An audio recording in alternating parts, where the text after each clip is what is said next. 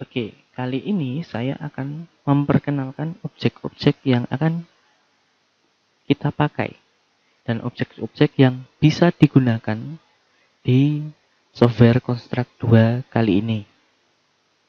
Oke, cara menambahkan objek tinggal menggunakan klik kanan di mouse, kemudian insert new object, atau bisa menggunakan double klik pada layout. Ya, bisa seperti ini. Klik kanan, insert new object. Oke. Di sini ada banyak objek yang bisa digunakan di Construct 2. Oke, dari yang pertama ada data and storage.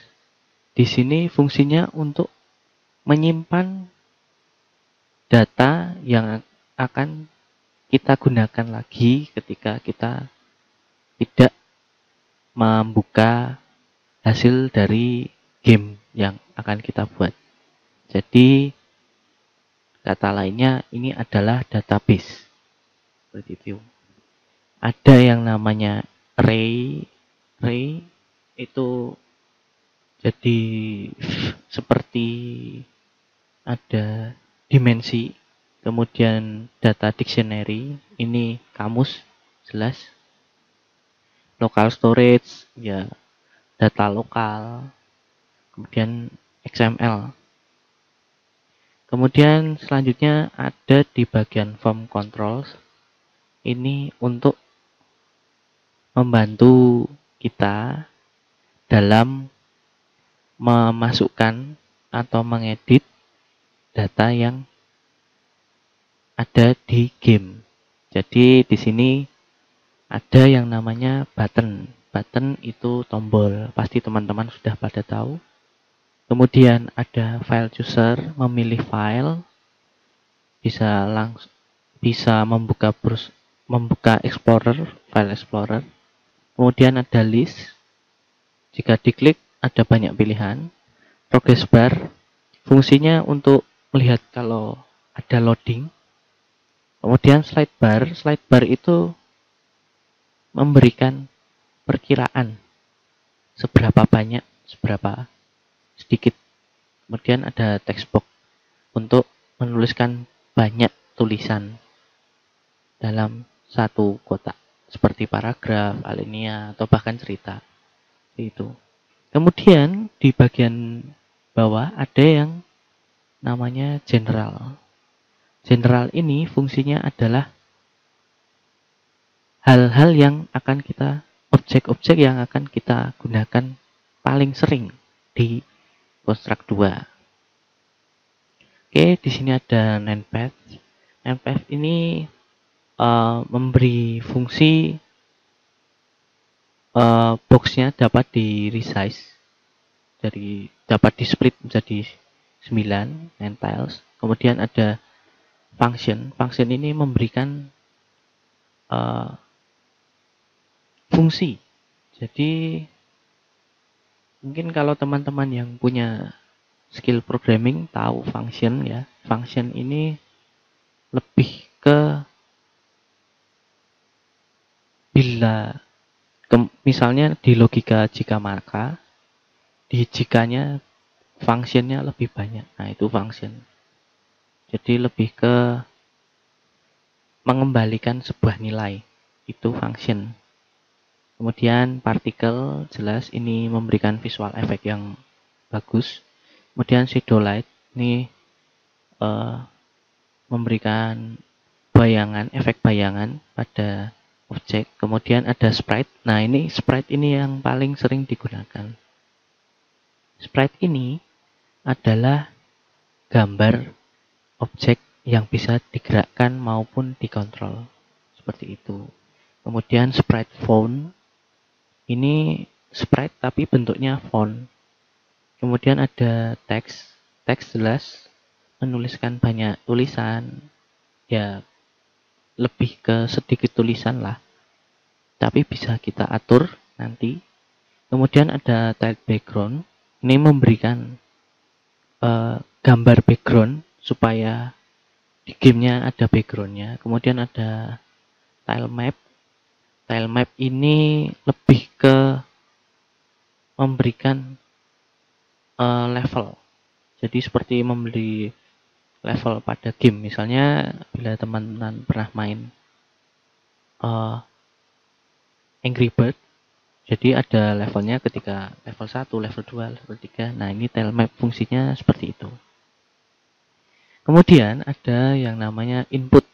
Input ini adalah yang mengatur objek yang ada di dalam konstruk lewat media manusia.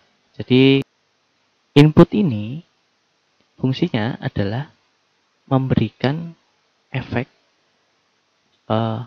perubahan yang diinginkan manusia melalui media input ini.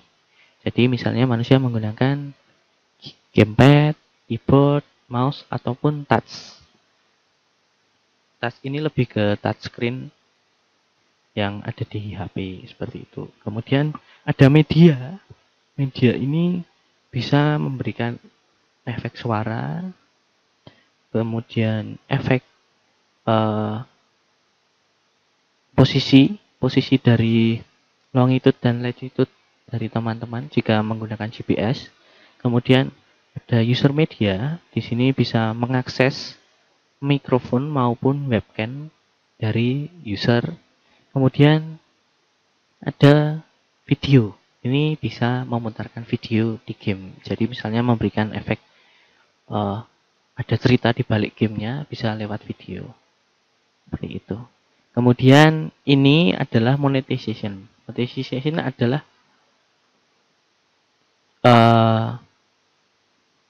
yang membantu kita mendapatkan uang melalui game jika sudah dipasarkan.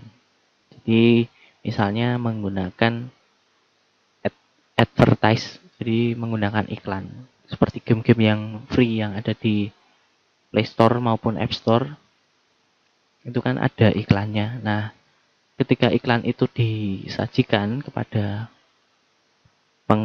pengguna, usernya, pengguna gamenya, maka kita bisa mendapatkan uang receh, ya, uang receh ketika ditampilkan. Oke. Kemudian di sini ada platform spesifik. Ini jika kalian ingin menspesifikasikan hasil ekspornya nanti, ekspor projectnya nanti, ada Facebook, ada Game Center. Ini Game Center fungsinya lebih ke iOS yang sering menggunakan Apple, kemudian Google Play, Konkret, ini Skyra Arcade. Ini adalah tempat untuk mengupload hasil karya kalian yang sudah disediakan oleh Skyra, produk dari yang merupakan salah satu produk dari Skyra sendiri. Skyra yang membuat konstruk ini ya, supaya teman-teman dapat menampilkan hasil dari pembuatan game. Kemudian ada Stripe, kemudian ada Twitter. Ini lebih ke membuat follow dan tweet button gitu ya. Saya kurang jelas kalau soal Twitter. Kemudian ada Windows 8. Tuh. Windows.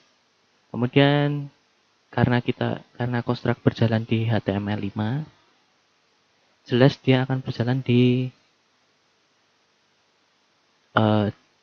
platform yang berbasis web. Jadi Ajax, kemudian browser jelas. Multiplayer ini fungsinya untuk memberikan